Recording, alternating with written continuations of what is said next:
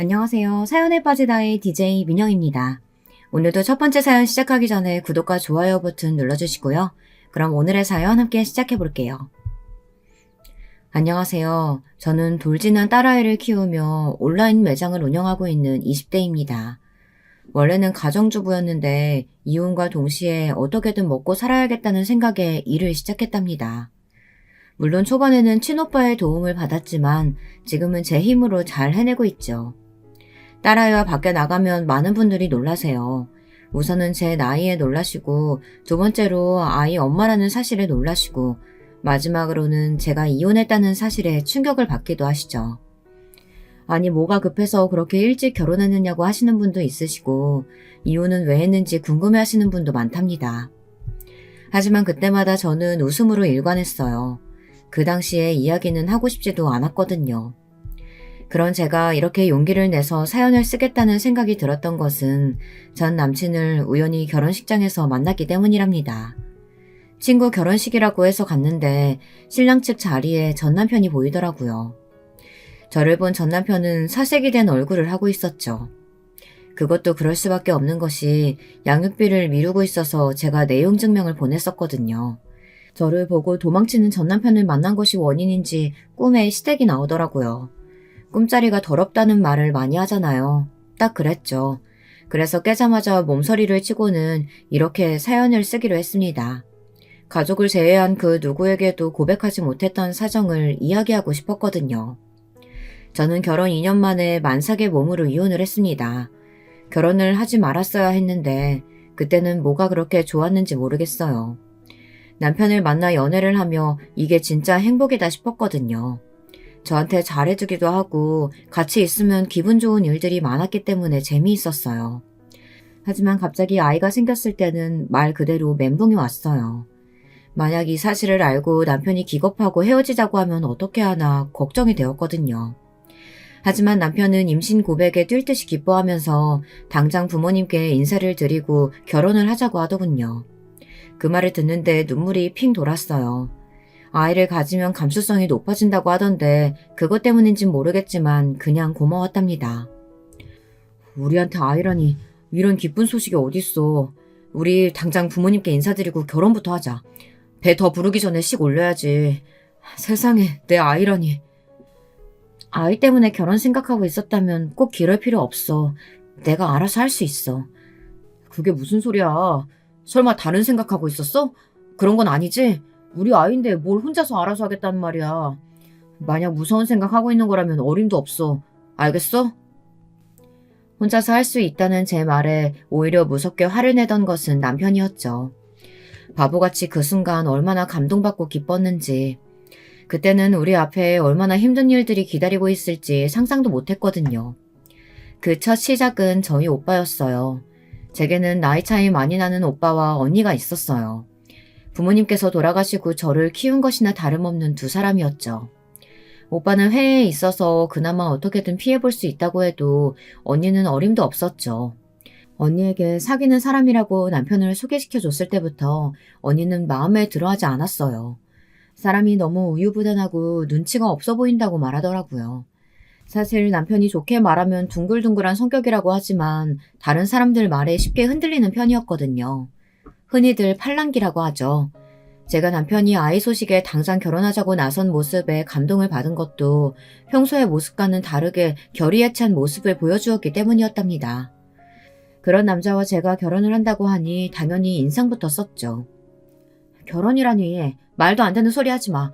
네 나이가 몇인데 벌써 결혼이야. 그리고 너희가 연애를 무슨 몇 년씩 한 것도 아니고 아직 1년도 안 만났다며. 길게 만난다고 그 사람을 다 아는 것도 아니잖아.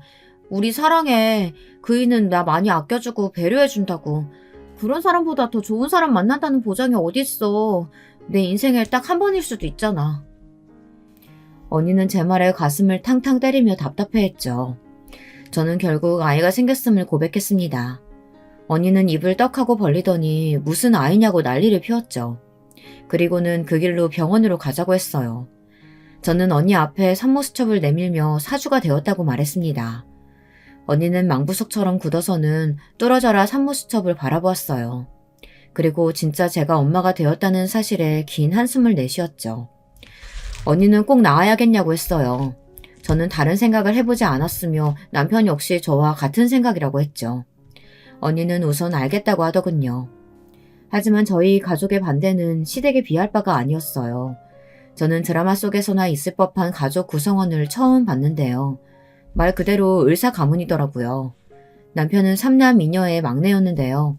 위로 있는 누나며 형들이 다 의사의 약사더라고요.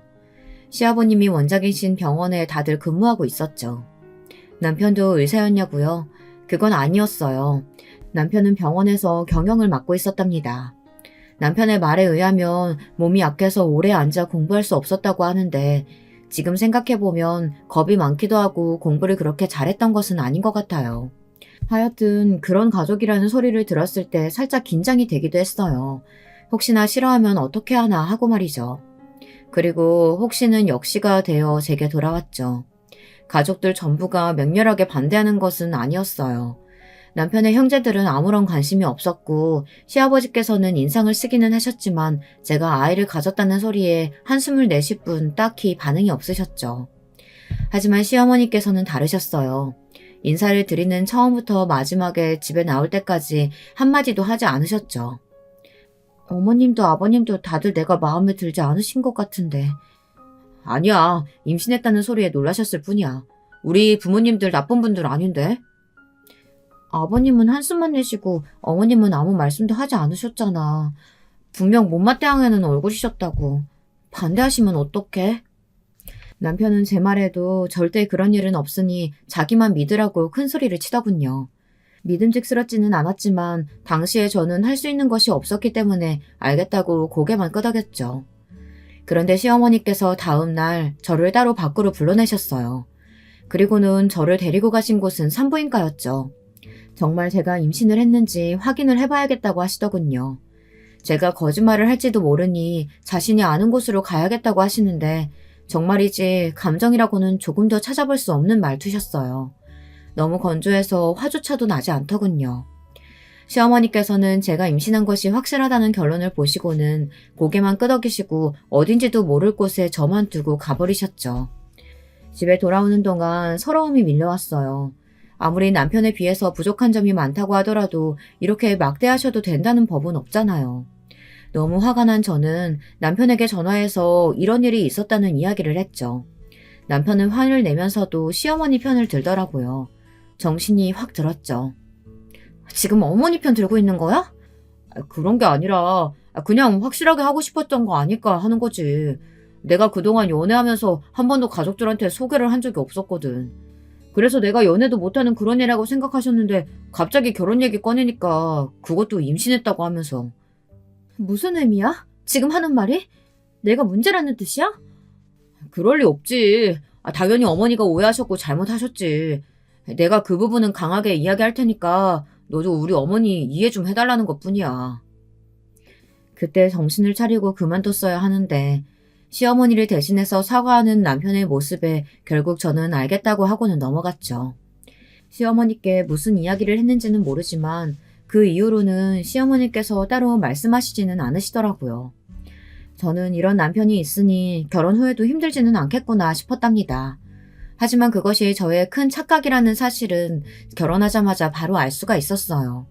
결혼 이후 남편과 저는 병원 인근의 작은 아파트에서 첫 살림을 시작했어요. 시댁에서 하나부터 열까지 다 준비를 하겠다고 하셨어요. 결혼 준비를 할 때도 느꼈지만 시어머니께서는 묘하게 사람을 기분 나쁘게 말씀하시는 경향이 있으셨는데요. 저희 집을 배려하는 척 하면서 완전 깔보는 말을 아무렇지도 않게 하셨죠. 예물이니 예단이니 그런 것들은 아무래도 막내 며느리 집에서 우리 수준 맞추기는 부담스러울 테니까 생략하도록 하자꾸나. 결혼 반지는 안 할 수는 없으니까 그 정도만 해. 아니에요, 어머니. 저희도 그 정도는 충분히 할 수 있어요. 너희 같은 집에서 생각하는 그 정도가 어느 선인지는 모르겠지만 괜히 비웃음 사지 말고 넣어두렴. 그리고 하객들도 급 차이가 너무 나니까 그냥 조촐하게 가족들만 모이는 걸로 하자. 배 나와서 웨딩드레스 입기는 민망하잖니? 우리도 사회적 체면이 있어서 배불러 결혼시킨다는 소리 듣고 싶지도 않고. 그렇지 않다고 하더라도 너희 쪽 하객들이랑 우리 쪽 하객들이 한자리에 있기에는 너무 민망하잖아. 안 그러니? 저희 시어머니 말씀에 입이 열리지 않았죠. 사실 틀린 말씀은 아니라고 생각했어요. 의사 집안이다 보니 하객들이 다들 그쪽 계열의 사람들로 모이겠죠. 저희는 아니고요. 하지만 저는 그런 상황이 부끄럽다거나 민망하다고 생각이 들지는 않았거든요. 그런데 시어머니께서는 제가 그런 감정을 느껴야 하는 것이 당연하다고 말하더군요. 저희는 그런 생각 전혀 안 하고 있는데요, 어머님. 초기에 조심해야 하기 때문에 신혼여행은 따로 가지 않기로 했지만 결혼식은 평범하게 성당에서 진행하자고 약속했고 이미 장소도 확보했어요. 제가 부모님이 일찍 돌아가셔서 하객들이 많이 오시지는 못하겠지만 그렇다고 그날 오실 분들이 부끄럽지는 않아요. 제 말에 시어머니께서는 한동안 말씀이 없으셨어요. 저는 최대한 아무렇지 않다는 얼굴을 하고 있었고요. 시어머니께서도 피식하고 웃으시더니 저한테도 자존심이 있다는 거냐고 하시더니 마음대로 하라고 하셨죠. 그마저도 너무 기분이 나빴는데 시어머니께서 그 뒤로는 아예 저를 보려고 하지 않으셔서 뭐라고 말도 못했습니다. 그 상태로 결혼을 하고 다시 마주했을 때 저는 전혀 다른 사람을 만난 기분이었어요. 결혼하고 처음으로 시댁에 갔죠. 남편은 아직 좀 더 안정하는 것이 좋지 않겠냐고 자기 혼자 가겠다고 했지만 저는 괜한 트집을 잡히고 싶지 않아서 함께 가겠다고 고집을 부렸어요. 저는 곧 그런 저의 결정을 후회했답니다. 집에 들어서는 순간부터 시작해서 시어머니의 잔소리 폭격이 기다리고 있더라고요. 인사를 드리고 나서 시아버지께서 몸 컨디션은 어떤지 병원은 다니고 있는지 물어보셨죠. 원래 다니던 병원이 있었는데 남편이 자기네 병원으로 옮기는 것이 어떻겠느냐고 했고 저도 꼭 지금의 병원일 필요는 없다고 생각했기에 그렇게 하겠다고 말했죠. 저는 병원에서 들었던 이야기를 그대로 전했고 시아버지께서는 무리하지 않도록 조심하고 영양제를 꼭 챙겨 먹으라고 해주셨어요. 처음에는 한숨까지 내쉬면서 걱정했는데 우려했던 것과는 다른 모습이었죠. 하지만 시어머니는 전혀 달랐어요. 인사가 끝나자마자 저를 주방으로 부르시더군요. 너는 뭐라도 할 줄 아는 거 있니? 막내 얼굴이 반쪽이 되었던데 병원에 큰일이 있는 것도 아닌데 그렇게 살이 빠질 정도면 도대체 얼마나 네가 들들 볶았는지 알겠구나. 너는 아주 뒤룩뒤룩 살이 찌는데 말이지. 그이가 최근에 5kg나 살이 쪄서 다이어트 한다고 운동을 시작했거든요. 효과가 나나 보네요. 지금 말 대꾸 하니? 어른이 그렇다고 하면 그런가 보다 하고 입 다물고 고개나 끄덕일 것이지. 하긴 그런 거 가르쳐줄 어른이 없었으니 뭘 배울 수 있었겠어. 어머님께서 오해하고 계신 부분이 있다면 솔직하게 말씀드리는 것이 아랫사람으로서 해야 할 도리라고 생각했을 뿐이에요. 그게 어머님 기분 상하게 만들었다면 죄송합니다. 저는 시어머니께서 던지시는 막말에 조금도 지고 싶지 않았어요. 뭐 이기고 지는 문제가 아니기는 하지만 그냥 순순히 알겠습니다 하고 죽은 듯이 지내는 성격이 못 돼서 말이죠. 시어머니께서는 어처구니 없다고 하시면서 말을 돌리셨죠. 속으로 이겼다는 생각이 들었지만 그것이 잔소리의 시작일 줄이야. 분명 남편에게 주방일을 도와주시는 이모님이 계시다는 말을 들었는데 그날은 시어머니 혼자서 저녁 준비를 하시더라고요. 그러면서 음식 재료 다듬는 것부터 시작해서 하나하나 다 시키며 본인은 입으로 요리를 하셨죠. 안 그래도 입덧으로 고생하는데 정말 미치겠더라고요. 그래서 중간에 몇 번이나 화장실로 달려가야 했습니다. 너는 가족들 먹일 음식 준비하면서 어디서 못 배워먹은 짓이야? 역겹니? 그래? 제가 입덧을 시작해서요. 어머님 냄새가 참기가 힘드네요.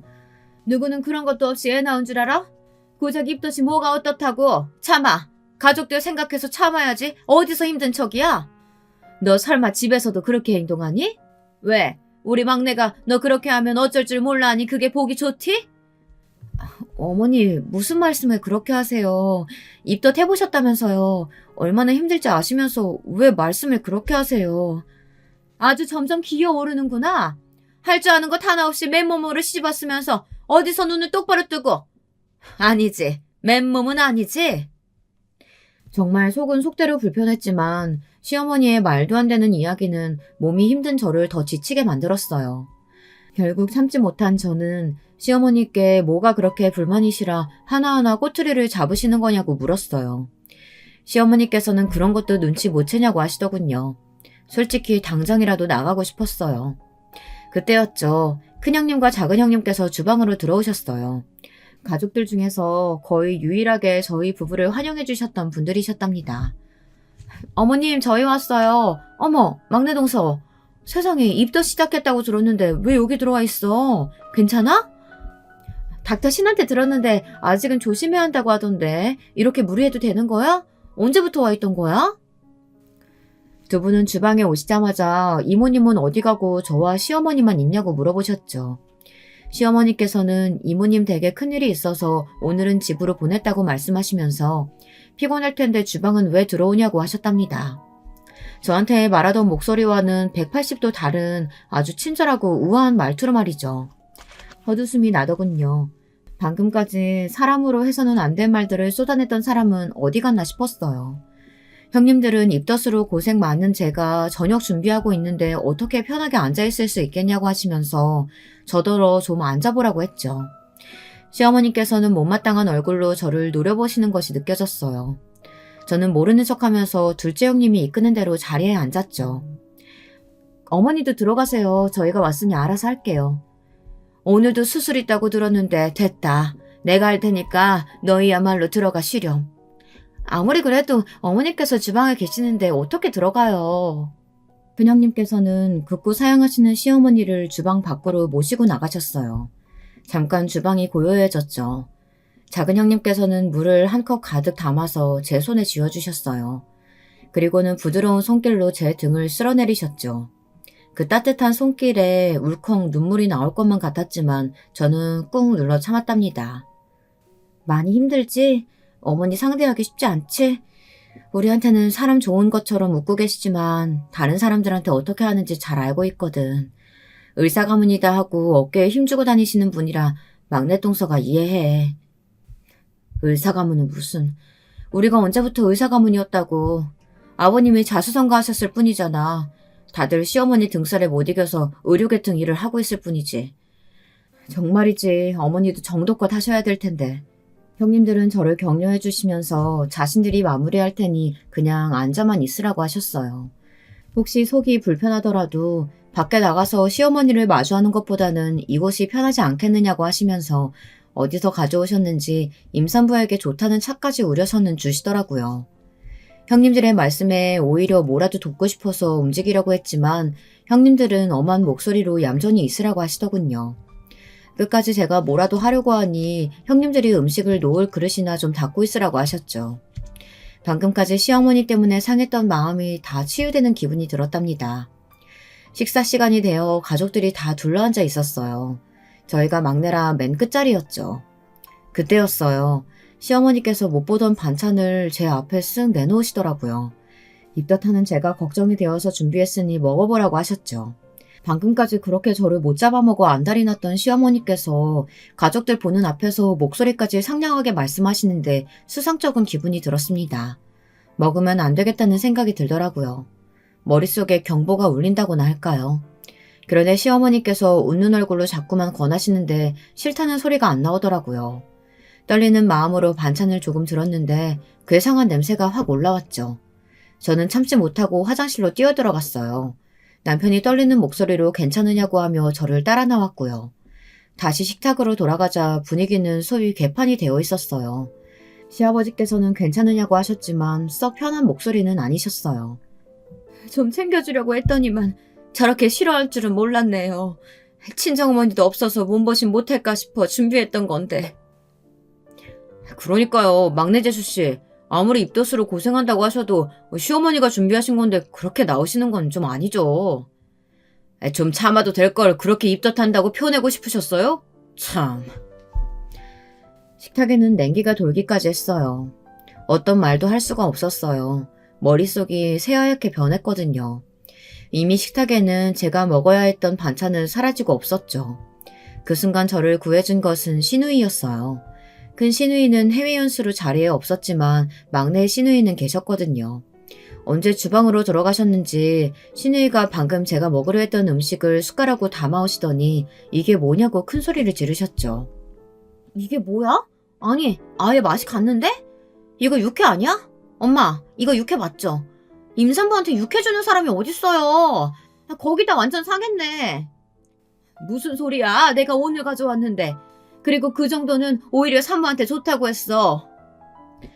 막내 시누이는 누가 그런 말을 했느냐고 하더니 아무리 그렇다고 하더라도 상한 음식을 사람에게 주는 것은 아니지 않느냐고 짜증을 냈죠. 그러고는 냉장고에 가서 남은 육회도 없던데 그럼 어디다 두셨냐고 묻기까지 했어요.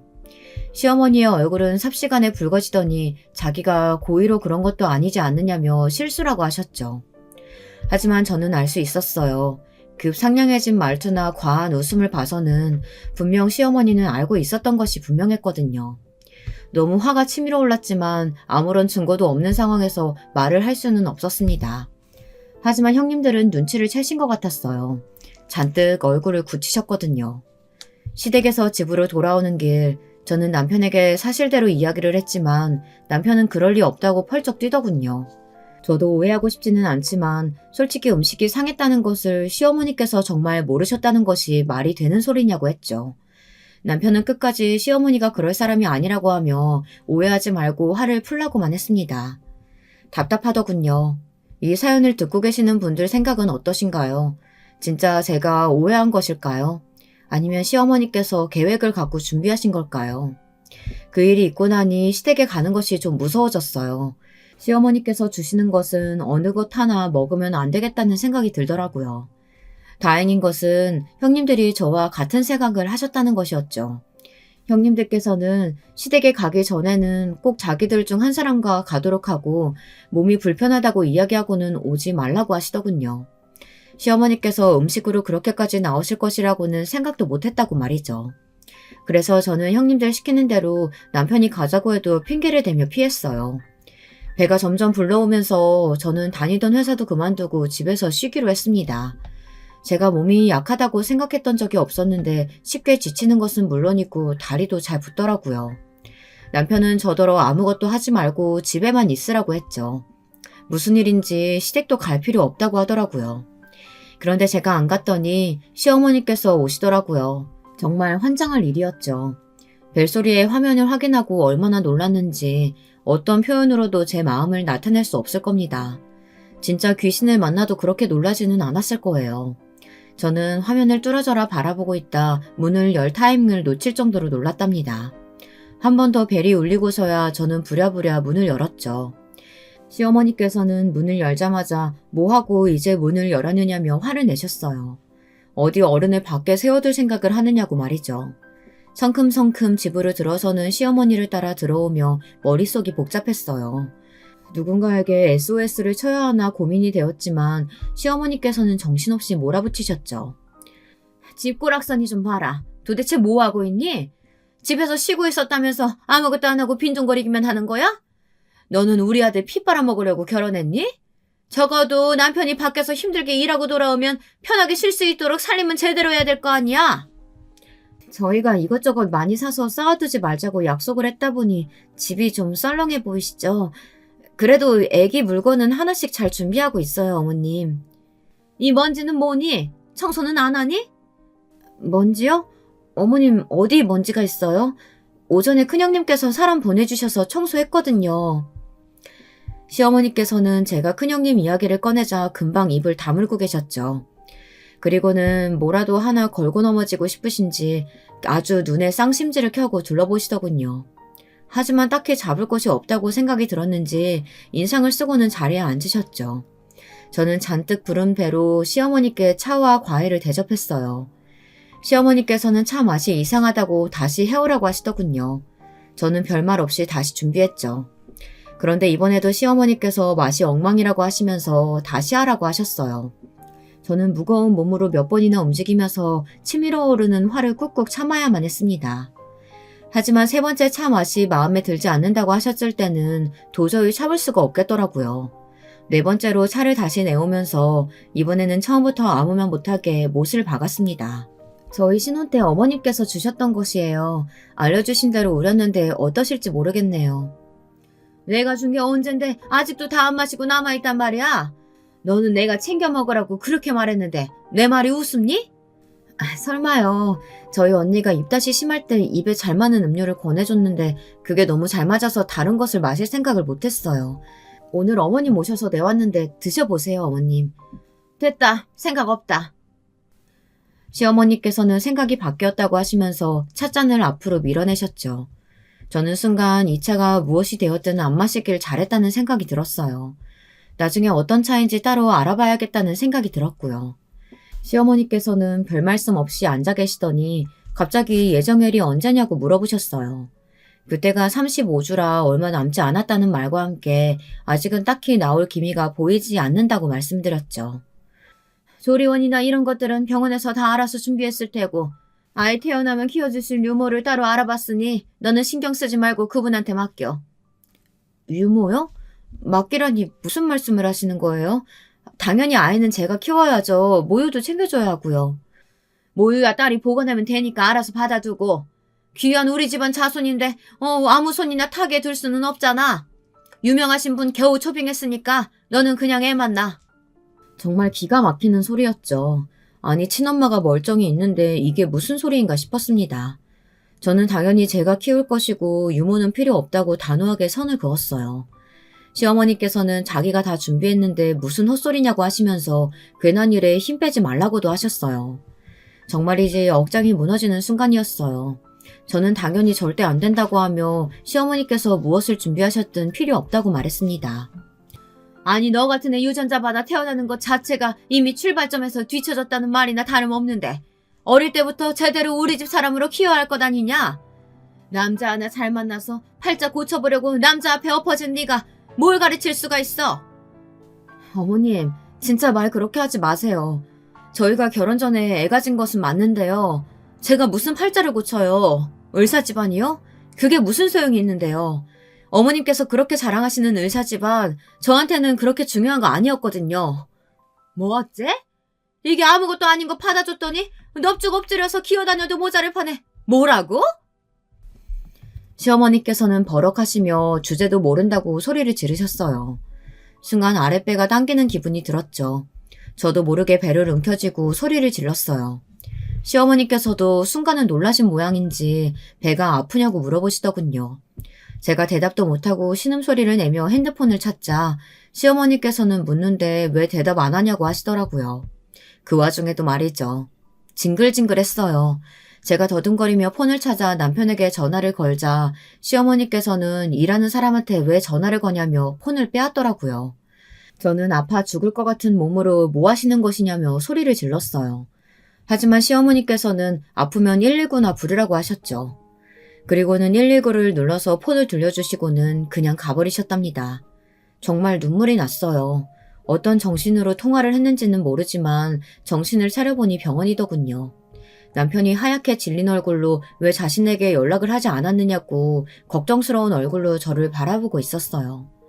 다행스럽게도 아이에게 문제가 생긴 것은 아니더군요. 그래도 하루 이틀은 병원에서 입원해서 보자고 하셨어요. 태어나고 집에 돌아왔을 때까지도 저는 남편에게 시어머니와의 일은 이야기하지 않았습니다. 누가 믿겠어요. 시어머니란 사람이 와서 폭언을 퍼부는 것은 물론이고 아파서 뒹굴고 있는 며느리를 그냥 두고 갔다는 사실 말이에요. 그냥 두고 가신 것은 아니죠. 아주 친절하게 119는 눌러주고 가셨죠. 정말이지 제가 겪어도 믿기 힘든 상황인데 제 말을 과연 남편이 믿어줄까 싶더라고요. 그래서 우선은 저만 알고 있는 것으로 했죠. 남편은 무슨 일이 있었는지 몇 번이나 제게 물었지만 저는 끝까지 말하지 않았습니다. 물론 나중에 문제의 사건이 터지면서 저는 차라리 이야기를 할 걸 그랬다 후회가 되더라고요. 그 사건은 아주 단순한 것으로 시작했어요. 입덧이 7개월까지 이어진 저는 배만 나오고 팔다리는 말라가고 있었어요. 그런데 마법처럼 딱 7개월이 지나면서 그 뒤로는 먹덧이 생긴 것인지 먹고 싶은 것들을 먹어도 배가 고프더라고요. 세상에 맛있는 것이 왜 이렇게 많은지 모를 정도였죠. 그래도 너무 먹으면 혹시 탈이 날까 싶어 나름 조심하긴 했답니다. 그날은 한우가 너무 먹고 싶은 날이었어요. 주방에 아무것도 없었는데 어디선가 자꾸만 소불고기 냄새가 나는 것 같았죠. 그래서 남편에게 저녁에 소불고기를 먹지 않겠느냐고 물었어요. 남편은 자신도 좋아한다고 하며 흔쾌히 오케이를 하더군요. 밖에 나가서 먹자고 했더니 괜히 피곤한데 나가지 말고 집에서 기다리라고 해 알겠다고 했습니다. 좀 시간이 지났나 남편이 다시 전화가 왔어요. 부모님이랑 같이 나가서 먹을래? 어머니도 소불고기 엄청 좋아하시거든. 이왕이면 같이 나가서 먹자. 정말이지 심장이 덜컥 내려앉았죠. 그 사건 이후로 시어머니를 만난 적이 없었거든요. 저는 그날의 기억이 떠오르며 손발이 덜덜 떨리는 것이 느껴졌습니다. 저는 갑자기 생각이 바뀌었다고 하면서 솔불고기는 다음에 먹자고 했어요. 남편은 의아한 목소리로 갑자기 왜 그러냐고 했지만 저는 점심이 소화가 되지 않는다고 핑계를 대며 다음에 가자고 했답니다. 남편은 시댁에 벌써 얘기를 했는데 아쉽다고 하며 전화를 끊었어요. 저는 두근거리는 심장을 진정시키면서 떨리는 손을 부여잡고는 숨을 깊게 들이마시고 내쉬었어요. 저녁에 들어온 남편의 손에는 소불고기가 들려 있었어요. 아무래도 마음에 걸려서 맛집에 가서 포장을 해왔다고 하며 조금이라도 먹어보라고 하더군요. 시댁에는 제 컨디션이 별로라서 다음에 모시고 가겠다고 말했다며 웃는데 저는 그 모습에도 웃음이 나질 않았답니다. 그래도 저 생각했다고 하는 남편을 보며 고맙다는 말을 겨우 내뱉었습니다. 그런데 다음 날 저는 또다시 집에 찾아온 시어머니를 혼자서 만나야 했어요. 시어머니께서는 아침부터 씩씩거리면서 문이 부서져라 발로 차며 당장 문을 열라고 소리를 지르셨어요. 멀쩡한 배를 두고 말이죠. 문을 열자 시어머니께서는 문이 채 닫히기도 전에 다짜고짜 제 뺨을 내리쳤어요. 별이 번쩍하고 보였죠. 너는 도대체가 머릿속에 뭐가 들었니? 내가 몇 번이나 말했지? 몸 팔아서 얻은 자리에 들어왔으면 넙적 엎드려서 살라고. 뭐? 한우가 먹고 싶어? 네 입에 한우가 가당키나 하니? 어머니, 지금 겨우 그 문제로 아침부터 이렇게 오셔서 행패세요? 행패? 지금 내가 행패 부리는 걸로 보여? 주제도 모르는 며느리 가르치고 있잖아. 저는 헛소리를 하는 시어머니를 뒤로하고 집으로 들어왔어요. 몸도 무거운데 서서 시어머니를 상대할 기운이 없었거든요. 시어머니께서는 당연히 어른 앞에 두고 뭐하는 짓이냐고 뒤따라 들어오셔서는 다짜고짜 머리채를 잡으셨죠. 저는 아무리 그래도 만삭의 며느리에게 그런 행동을 하실 거라고는 조금도 상상하지 못했기 때문에 미처 대처도 못하고 그대로 잡혔습니다. 이년아, 네 주둥이에 들어가는 건 돼지도 아까워. 그런데 한우? 네가 이러니까 팔자 고치려고 우리 귀한 아들 깨어냈다고 하는 거야. 감히 내 아들 앞길을 말아먹은 것도 화나는데, 어? 어머니, 이거 놓으세요. 아파요. 애만 아니었으면 너 같은 년이 우리 집에 한 마리라도 들일 수 있었을 것 같아? 주제를 알라고 그렇게 말해도 아주 되바라지게 말대꾸 꼬박꼬박 하더니만. 내가 오늘 네 버릇 단단히 고쳐놔야겠다. 이러다가는 내 아들 앞길 말아먹다 못해 똥 되겠어 아주. 아픔의 소리를 지르는데도 시어머니께서는 아랑곳하지 않고 더 강한 힘으로 저를 당기셨죠. 머리가 당장이라도 뽑힐 것 같은 고통이 문제였지만 저는 혹시나 아이에게 무슨 일이라도 생기면 어쩌나 싶어 한 손으로는 배를 감싸쥐곤 다른 손으로는 시어머니의 손을 떼기 위해 안간힘을 짜냈어요. 네 년이 화근이야. 너 같은 년이 우리 집에 들어온 것 자체가 문제라고. 빨리 싹을 잘라내야 우리 아들이 두 발 뻗고 살지. 막말로 뱃속에 그 애가 우리 자손이라는 보장이 어디 있어. 내가 너 같은 년들 잘 알거든. 엉덩이 가벼운 년. 이게 뭐하는 짓이야? 갑자기 벼락같이 큰 소리와 함께 남자의 목소리가 들리며 시어머니의 손목을 강하게 휘어잡는 것이 느껴졌어요. 그리고는 아까 제가 시어머니에게 맞았던 소리와 비교도 되지 않을 큰 소리가 울렸죠. 시어머니께서는 아픔 때문인지 아니면 갑자기 나타난 사람 때문인지 당황하며 바닥에 주저앉으셨어요. 안 보여? 이제 만삭인데 제정신이야? 눈에 보이는 것도 없어? 노망난 것도 아닌데 임산부를 상대로 뭐하는 짓이야? 어라, 내가 그럴 줄 알았어. 네 놈이지? 애 아빠. 너 다른 애 자식 뱃속에 넣고 와서는. 시어머니께서는 제 불륜의 순간을 잡았다며 벌겋게 부어오른 뺨을 손으로 감싸쥐고는 신이 나서 떠들어대셨죠. 오빠는 무슨 미친 소리냐고 하며 여동생을 보러 왔는데 당신은 누구냐고 소리를 질렀어요. 그 소리에 시어머니의 표정은 삽시간에 굳어버렸어요. 이제 곧 출산한다고 해서 와봤는데 설마 시어머니는 아니지? 어떻게 시어머니란 사람이 만삭 며느리 머리채를 잡아? 저는 제 앞을 막아서는 오빠의 팔을 붙들고는 대성통곡을 하고 말았죠. 오빠에게 보여주고 싶지 않았던 모습을 보여준 것 같아 부끄럽기도 하고 안심도 되었거든요. 공포의 순간이 끝난 것 때문인지 다리에 힘이 풀리면서 주저앉을 뻔도 했지만 당황한 오빠가 저를 안아들면서 그것만큼은 피할 수 있었죠. 오빠는 저를 붙들면서도 시선은 시어머니를 떠나지 않았어요. 시어머니께서는 허둥거리던 것도 잠시 오히려 큰 소리를 지르며 말씀하셨어요. 오빠라고 하니까 그래, 내가 한마디 하죠. 아니, 동생 교육을 어떻게 시켰길래 결혼 전에 덜컥 임신부터 하질 않나? 그렇게 집안에 똥칠하면서 들어왔으면 죽은 듯이 지내기는커녕 집안을 휘젓기만 하고. 진짜 내가 막내 며느리 잘못 들인 죄로 어디 얼굴 들고 다니질 못해요. 알아요? 임신은 혼자 합니까? 누구한테 탓을 돌려? 그리고 집안, 뭐 얼마나 대단한 의사 가문이라고 그렇게 목에 힘을 주고 있어? 가짜나서 말도 안 나오네. 몇 대 내려온 것도 아니던데 뭐가 그렇게 유서 깊은 가문인 것처럼 웃기는군. 뭐? 지금 뭐라고 했어? 감히 우리 집안이 어떤 곳인 줄 알고? 그리고 그렇게 자랑하는 막내 아드님 하는 일이 뭔데? 병원 실장이라며? 시어머니께서는 무슨 발작 버튼이라도 눌린 사람처럼 고래고래 소리를 지르며 쫓겨나고 싶은 것이냐며 당장이라도 이혼시키겠다고 말했죠. 겁을 줄 생각으로 말하고 있었지만 오빠는 오히려 바라는 바라고 하면서 서류 준비해서 제출하겠다고 말했어요. 갑작스럽게 이어지는 전개에 저는 혼이 나갈 것 같았지만 오빠를 말리고 싶지는 않았어요. 시어머니는 이대로 이혼하면 누가 손해일지 알고나 있는지 물었지만 오빠는 단호했습니다. 누가 후회할지는 두고 보자고. 내 동생한테 이렇게 막대한 거 피눈물 흘리게 해줄 테니까 두 눈 똑바로 뜨고 보고나 있어. 내가 어디까지 가는지. 오빠는 숨을 몰아쉬고는 가만히 저를 강하게 안아주었어요. 아무 말이 오가지 않았지만 오빠는 모든 것을 알고 있다는 듯 제 어깨를 부드럽게 토닥이며 앞으로는 자기가 왔으니 걱정하지 말라고 했어요. 저는 그 와중에도 고개를 끄덕이며 저를 안아주는 오빠를 강하게 마주 안았어요. 그때였죠. 아랫배가 살살 아파오는 것이 저번과는 전혀 다른 느낌이 들었어요. 저는 오빠에게 사실대로 말했고 오빠는 망설임 없이 어디론가 전화를 했어요.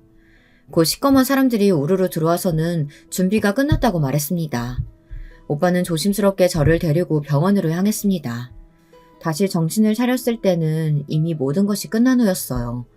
병원에 들어가는 것까지는 기억했지만 금방 기절해버렸거든요.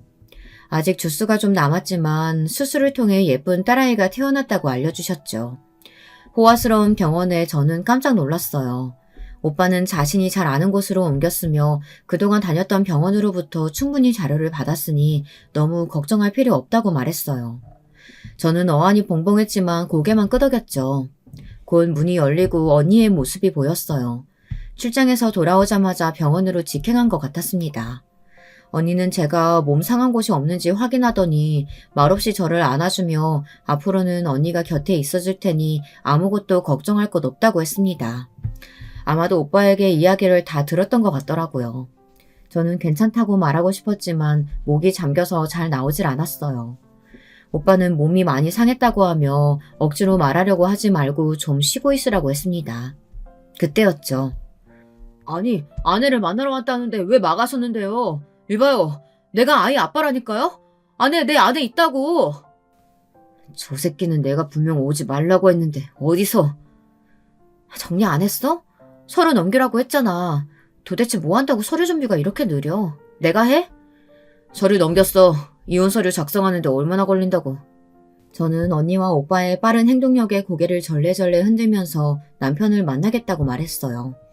오빠는 무슨 미련이 남아 만나려고 하느냐고 했지만 저는 확실하게 정리하겠다고 하며 남편을 들여보내달라고 말했습니다. 오빠의 손짓에 문이 열리면서 남편이 들어왔습니다. 남편은 자신을 노려보는 오빠와 언니의 모습에 흠칫 몸을 떨더니 곧장 제게 다가와서는 괜찮으냐고 제 손을 잡으려고 했습니다. 저는 당연히 그런 남편을 밀쳐내며 무슨 일이냐고 조용히 말했습니다.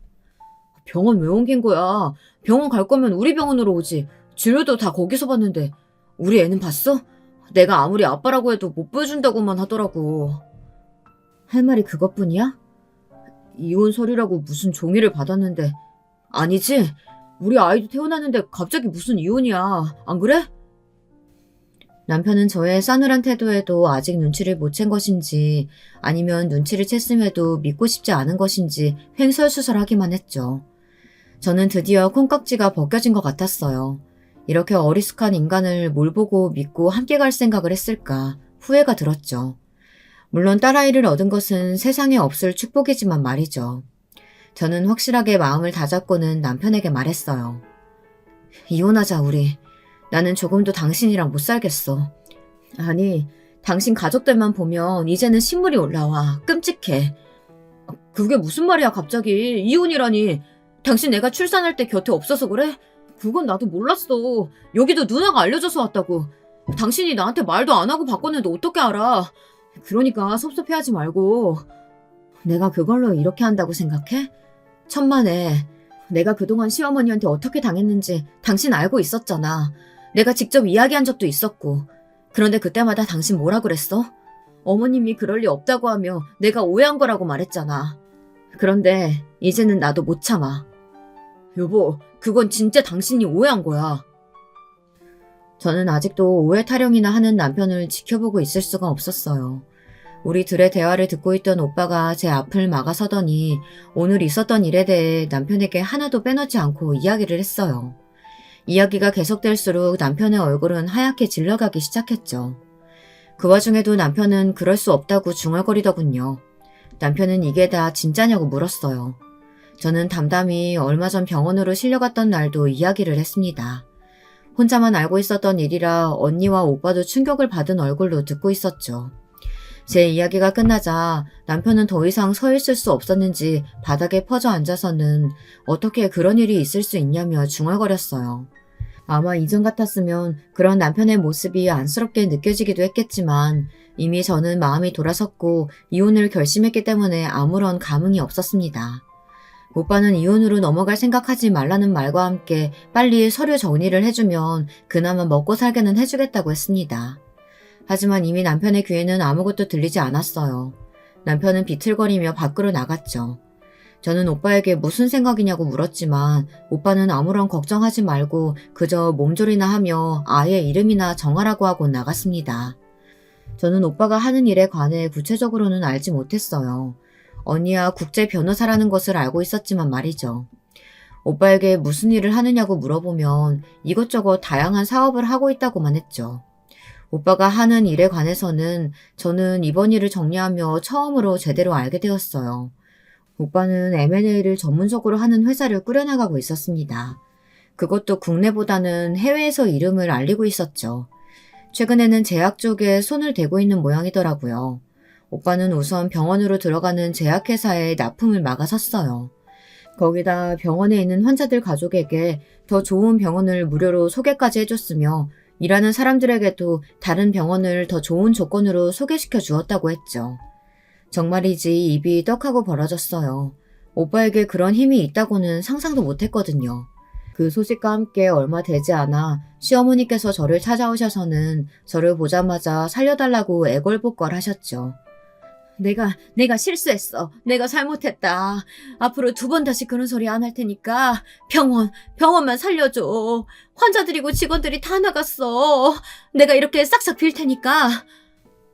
어머니 사과가 저한테 무슨 의미가 있다고요. 됐습니다. 저 같은 인간한테 뭐하러 사과를 하세요. 엄청난 가문이라면서요.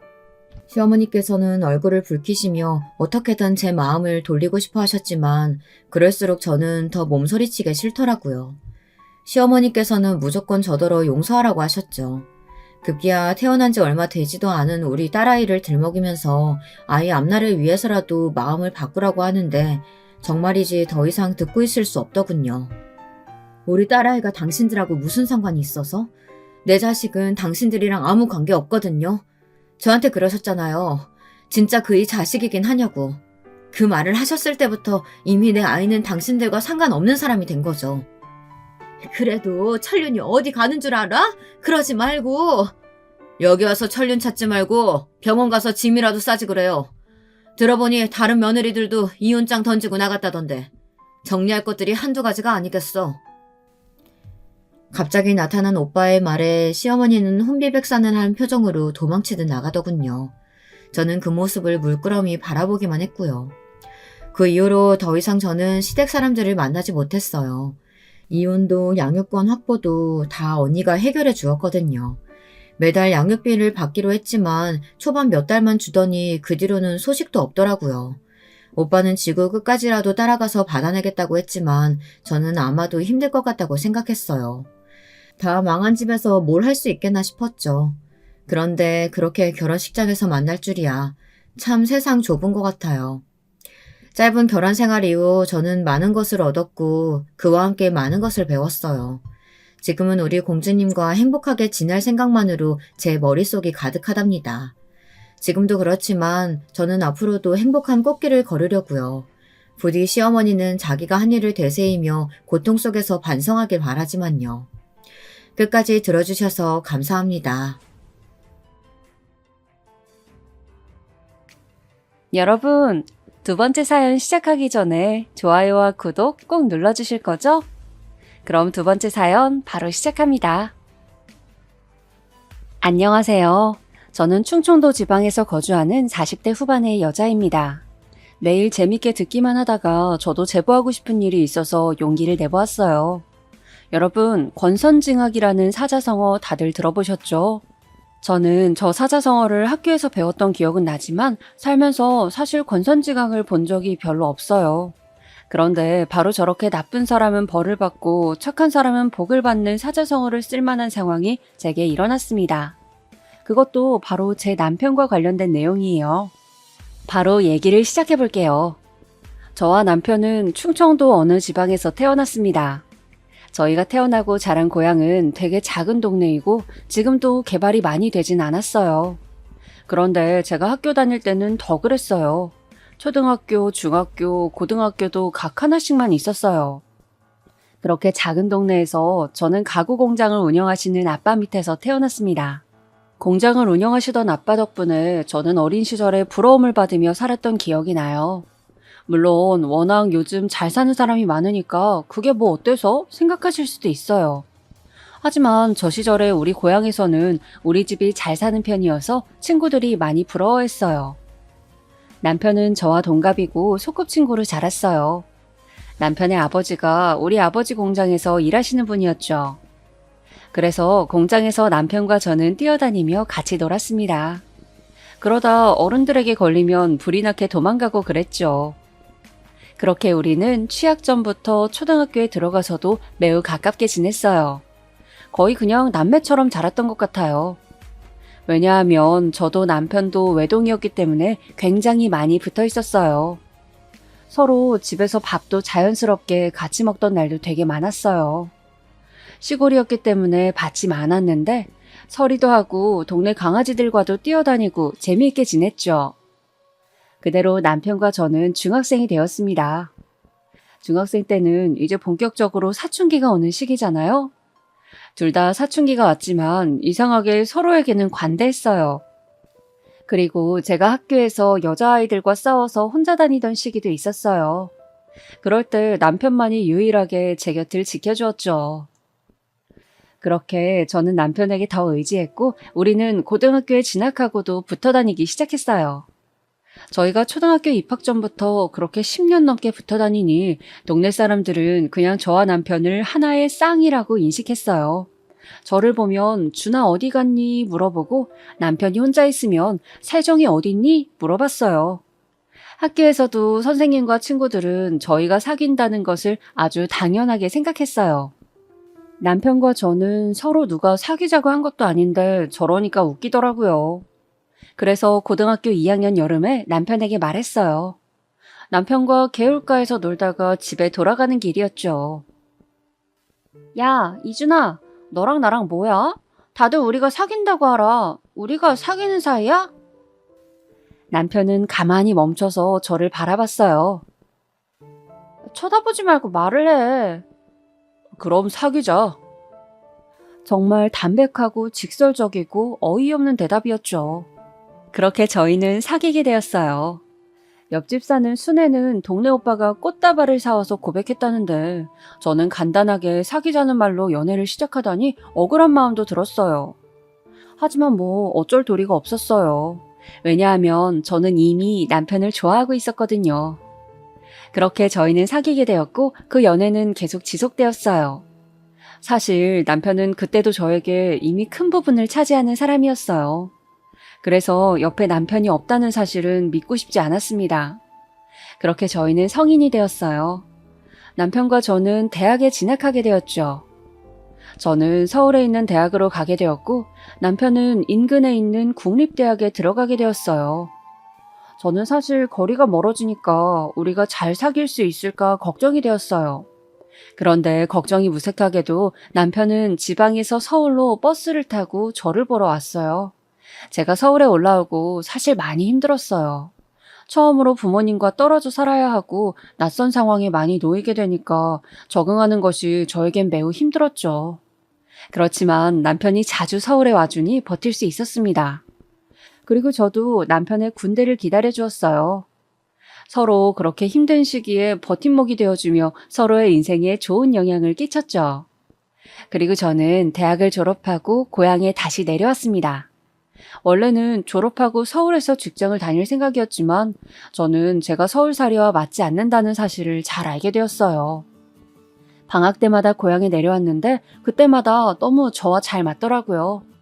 서울로 올라갈 때는 너무 막막하고 슬퍼서 매일 울었습니다. 그 정도로 서울살이를 힘들어했기 때문에 고향에 내려왔죠. 그리고 서울에서 대학을 나온 경력을 가지고 동네에서 보습학원을 열었어요. 아버지와 어머니도 고향에서 4대째 사시고 계셨어서 아는 사람이 매우 많으셨어요. 저도 고향에서 태어나서 자랐으니 당연히 아는 사람이 많았죠. 그래서 생각보다 보습학원이 매우 잘 되었어요. 그때쯤 남편은 대학교를 졸업하게 되었어요. 남편은 전공을 살려서 인근 지역 대기업에 취직하게 되었어요. 고향에서 1시간 정도 걸리는 거리에 있는 회사였어요. 그리고 둘 다 자리를 잡았으니 결혼 얘기가 자연스럽게 나오기 시작했죠. 사실 저 때쯤 저는 이미 결혼은 남편과 해야 한다고 생각했어요. 워낙 너무 어릴 때부터 붙어 다녔기 때문에 다른 남자와 결혼한다는 것은 상상도 어려웠죠. 그건 남편도 마찬가지였대요. 그리고 제가 시장에 가면 어른들이 그렇게 저한테 말씀하셨어요. 세정아, 너희 식은 언제 올리니? 아예 결혼한다는 그 사실 자체는 확정되어 있었고 식을 언제 올리는지가 관건이었죠. 저희 부모님도 그렇고 남편 부모님도 그렇고 우리가 결혼할 것이라는 사실은 이미 확정이었어요. 그렇게 저희는 동네에 있는 하나밖에 없는 식장에서 결혼하게 되었습니다. 정말 저와 남편의 결혼식은 동네 잔치였어요. 동네 사람 모두가 왔다고 해도 과언이 아니에요. 저는 동네에서 보습학원을 하고 있었으니까 학생들도 많이 왔어요. 타지로 나간 친구들도 다 와서 축하해주고 저희 학생 때 선생님들도 많이 오셨어요. 그렇게 온 동네의 사람들의 축복을 받으며 결혼식을 올렸죠. 아직도 그 결혼식장에서 결혼한 사람 중에 우리식 하객이 제일 많았다고 하더라고요. 신혼집은 그때 당시 새로 생기던 아파트에서 시작하게 되었습니다. 친정아버지가 힘을 써주셔서 마냥 감사한 마음뿐이었어요. 저는 그렇게 고향에서 부모님 곁에서 살며 보습학원을 하며 남편과 행복하게 살기 시작했습니다. 그렇게 1년 후 저는 임신도 하게 되었어요. 임신을 확인하고 얼마나 기뻤는지 몰라요. 그런데 제가 임신을 했는데 입덧이 굉장히 심했어요. 그래서 일을 계속하는 것이 정말 힘들었죠. 병원에서도 몇 번이나 경고하더라고요. 저는 아이를 너무 지키고 싶어서 보습학원은 잠시 쉬게 되었어요. 그리고 진지하게 남편과 거처를 고민하기 시작했어요. 저는 고향에서 계속 살고 싶었어요. 제 삶의 터전이고 또 부모님과 붙어 있었으니까요. 남편은 제 의견을 존중해줬습니다. 남편은 그 대신 저에게 말했어요. 나는 여보, 더 많이 붙어 있고 싶어. 그런데 지금 출퇴근이 왕복 2시간이 넘으니까 힘들어. 저는 남편의 말을 듣고 정말 안타까웠어요. 남편은 저 때문에 멀어도 고향에 사는 건데 그 결정이 오히려 남편을 힘들게 하는 것 같아서 마음이 좋지 않았습니다. 그래서 저는 친정아버지를 찾아가서 부탁했어요. 가게를 하나 열어달라고 했죠. 아버지는 제가 부탁하자 아주 흔쾌히 치킨집을 차려주셨어요. 아무래도 친정부모님이 옆에 계시니까 임신 기간 동안 많이 챙겨주셨죠. 시부모님도 워낙 어릴 때부터 봤던 분들이라 저를 친딸로 여기시던 분들이세요. 몇 번 위험했던 순간들도 있었지만 건강하게 공주님을 출산하게 되었죠. 남편과 머리를 맞대고 고민한 끝에 아이 이름은 채원이로 지었어요. 부모 마음은 부모가 되어야 안다고 하잖아요. 저는 정말 저 말에 100번 동의해요. 아이가 커가는 모습을 볼 수 있다는 것이 얼마나 행운인지 그때 알게 되었죠. 남편은 친정아버지의 도움으로 치킨집을 시내에 열게 되었어요. 우리가 학생 때 매일 가서 놀던 곳에 가게를 열게 되니까 기분이 색달랐어요. 저희가 고등학생 때 같이 학교 끝나고 시내를 돌아다녔거든요. 그래서 치킨집에 교복을 입은 학생들이 오면 얼마나 예뻤는지 몰라요. 저와 남편의 학생 때가 생각나더라고요. 우리 결혼식 때 정말 하객으로 많은 분들이 오셨었다고 제가 말했잖아요. 아무래도 시골 특성상 토박이들이 장사해야 사람들이 많이 찾아주고는 했어요. 덕분에 남편의 치킨집도 장사가 잘 되었죠. 저는 아이가 유치원에 들어갈 때까지는 보습학원을 쉬려고 했었기 때문에 남편 치킨집에 자주 도와주러 나갔어요. 아이가 어린이집에서 돌아오면 할 일이 없기도 했고요. 치킨집 운영을 시작하고 바로 옆자리에 분식집이 생겼어요. 분식집 주인은 저와 남편의 동창인 지연이었어요. 지연이도 이 동네 토박이에요. 부모님도 두 분이 아직 고향에 사셔서 저랑도 가깝게 지내던 사이였죠. 한 가지 안타까운 점은 지연이는 남편과 사별을 했다는 사실이었어요. 지연이는 결혼 전에 아이가 생겼는데 결혼식을 올리고 아이 얼굴도 보기 전에 남편이 교통사고로 사망했어요. 워낙 큰 추돌 사고여서 저도 그 사건이 똑똑히 기억이 나요. 지연이는 수입이 없으니 분식집을 열었다고 했어요. 동창들 옆에 가게를 내서 기분이 좋다고 하더라고요. 그리고 정말 다행인 것이 지연이의 딸 지수가 우리 딸 채원이와 동갑이었어요. 둘이 동갑이고 워낙 동네가 좁으니 둘 다 같은 어린이집에 다녔어요. 그러다 보니 저는 지연이와 오히려 학창시절 때보다 더 가깝게 지냈죠. 지연이가 가게를 하니까 제가 채원이를 데리러 간 김에 지수도 데리고 하원을 시켜 지연이의 가게에 가서 밥을 사 먹었어요. 지연이는 제가 그럴 때마다 저에게 고맙다고 했지만 서로 돕고 사는 게 이웃이고 친구잖아요. 지연이의 사정을 잘 아니까 일부러 분식집에서 끼니도 많이 해결했죠. 그리고 힘을 써야 하는 일이 있으면 남편이 가서 도와주었습니다. 어차피 다 어릴 때부터 알던 사이여서 서로 의지하며 잘 지냈어요. 유치원에서 소풍 간다고 하면 치킨집과 분식집을 둘 다 닫고 아이들 소풍도 따라갔어요. 우리 부부와 지연이는 그렇게 아이도 같이 키우면서 행복하게 잘 지냈습니다. 채원이와 지수도 서로 얼마나 아꼈는지 몰라요. 그러다 저희 아이들이 크면서 초등학교에 들어가게 되었죠. 어느 날 채원이가 저에게 그러더라고요. 엄마, 아빠는 지수 엄마랑도 결혼한 거야? 어? 아니야. 아빠는 엄마랑만 결혼한 거야. 왜 그래?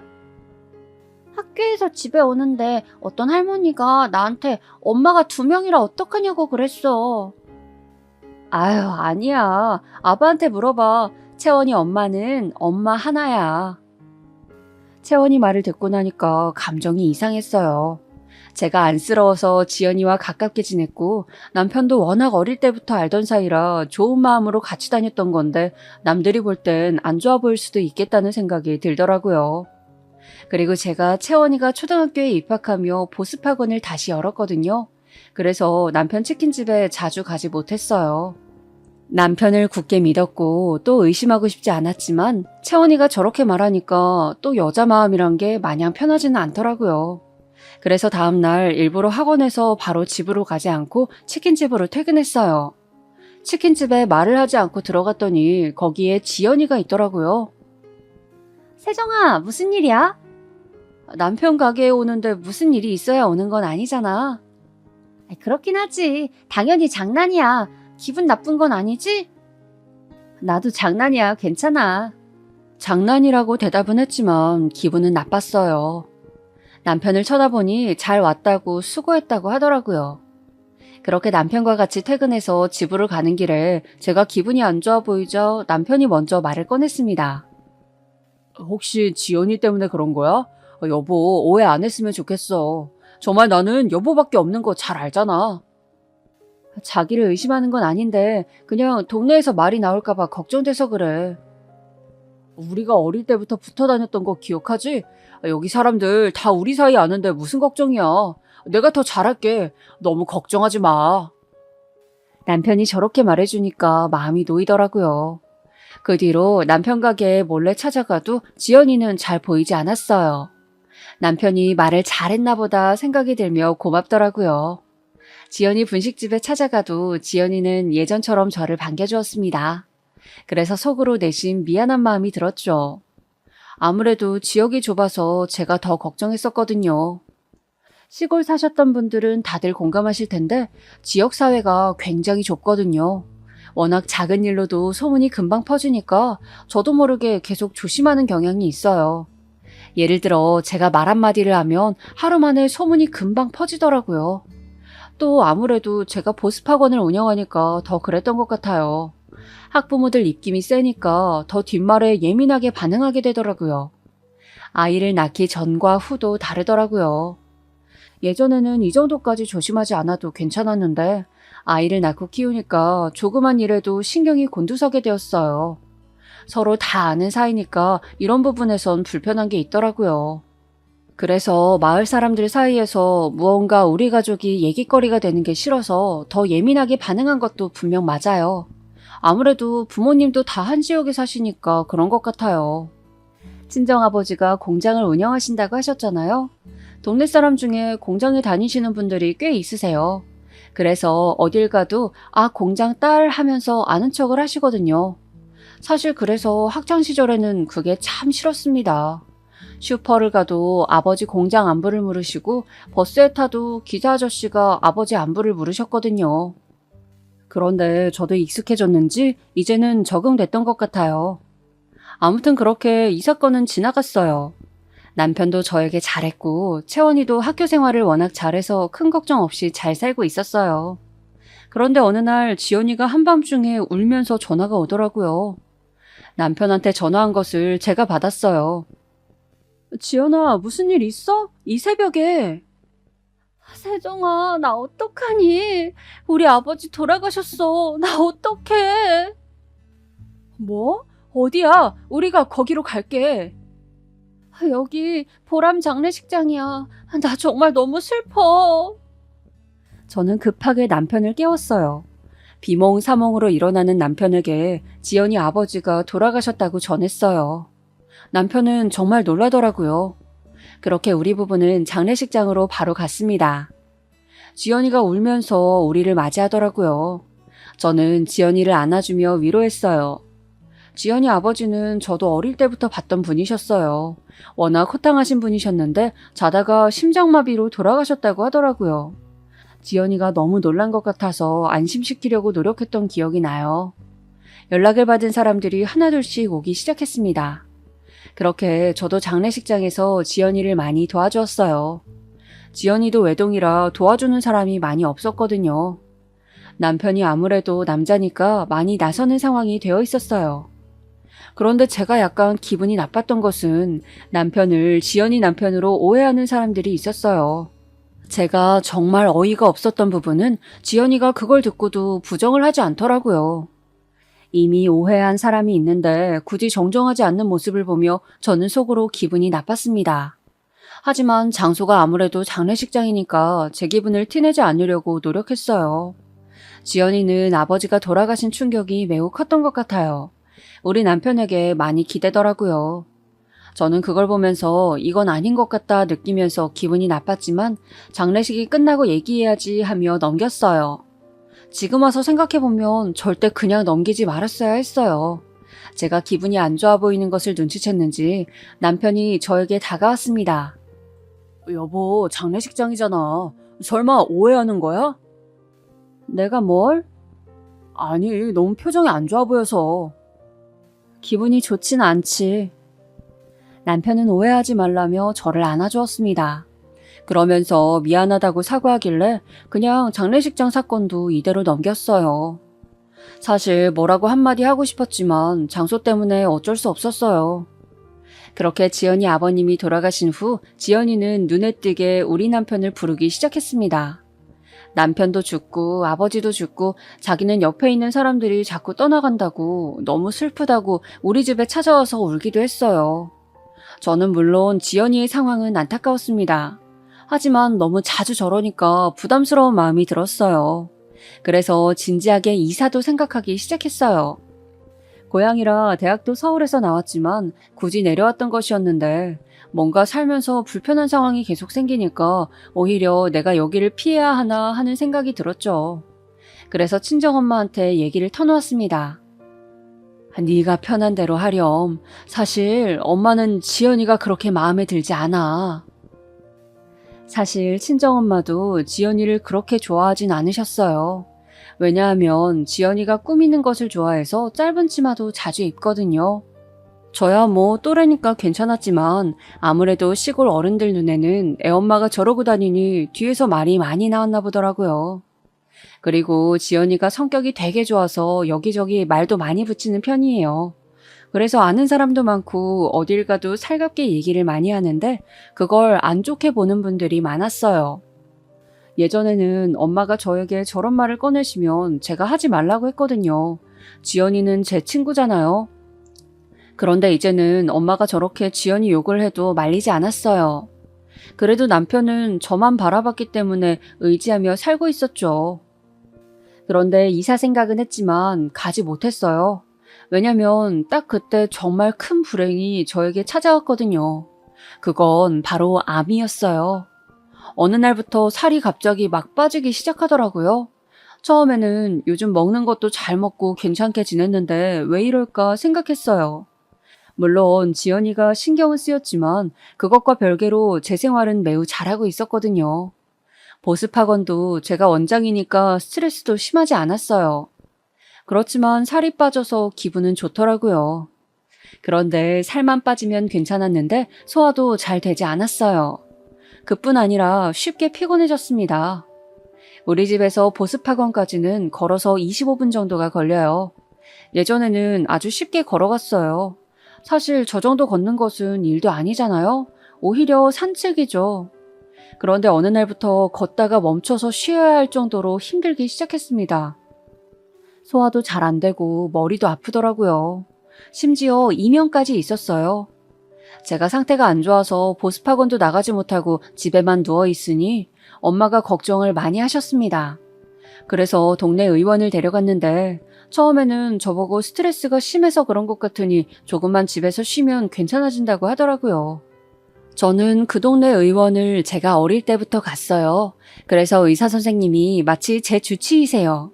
누구보다 제 건강 상태를 잘 아시는 분이 그렇게 말씀해 주시니 철석같이 믿었죠.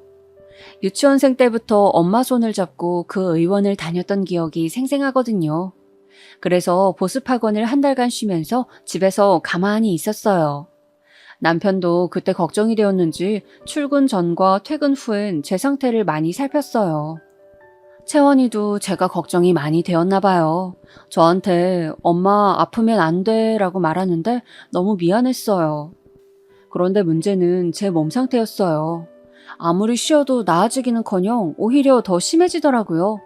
소화가 특히 너무 안 되더라고요. 그래서 이건 보통 일이 아닌 것 같다는 판단을 내렸어요. 친정엄마는 큰 병원에 가보자고 하셨어요. 그래서 인근에 있는 대학병원에 가서 검사를 받게 되었어요.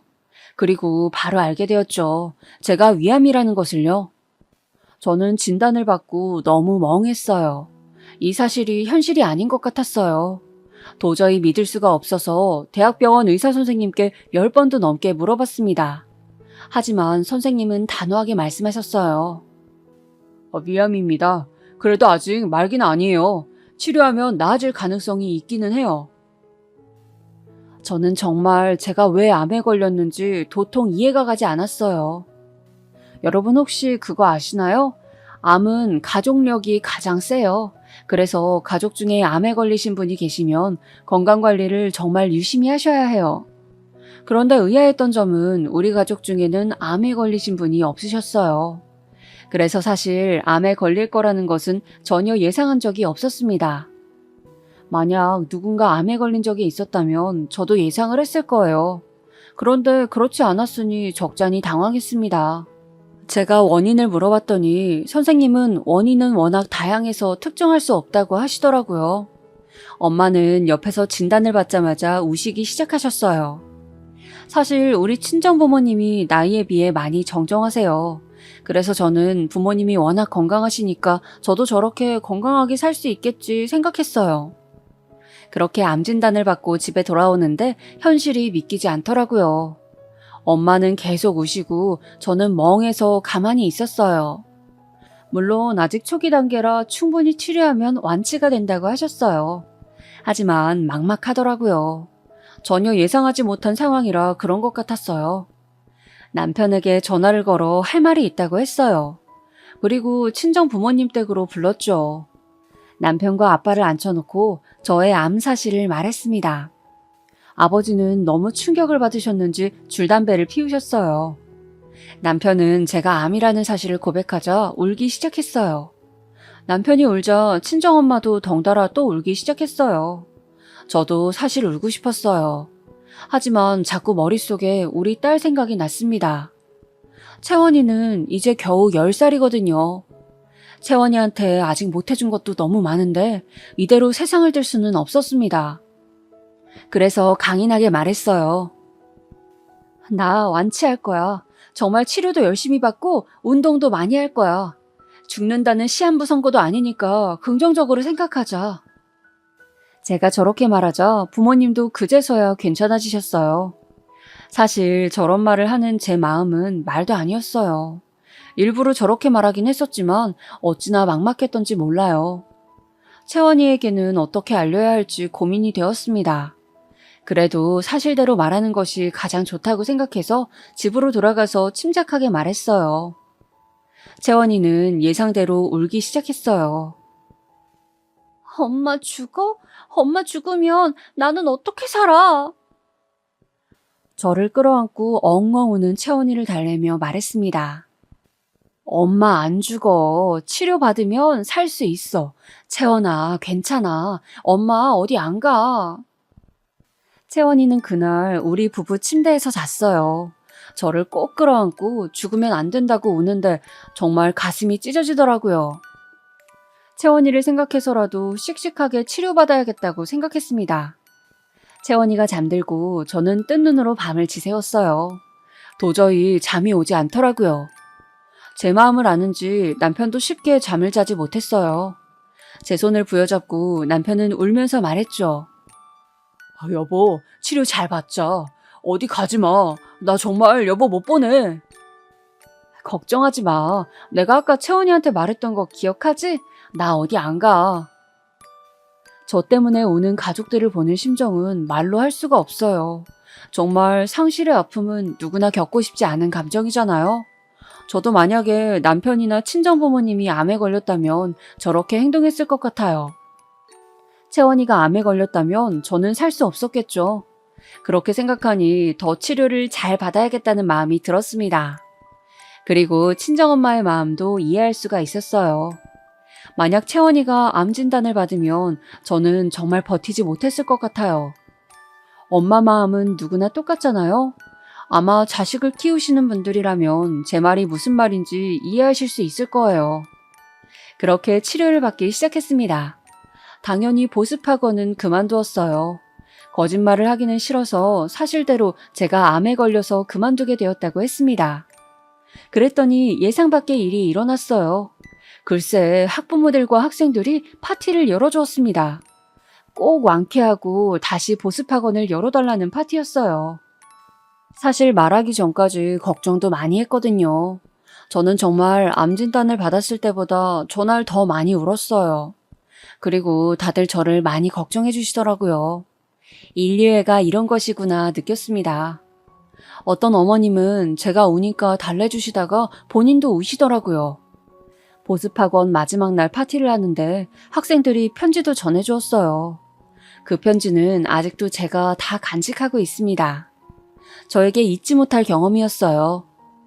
그렇게 저는 항암 치료를 시작하게 되었어요. 제가 살던 고향은 시골이라 대학병원이 없었어요. 기껏해야 동네 의원이었어요. 그래서 인근 대도시로 치료를 다녔습니다.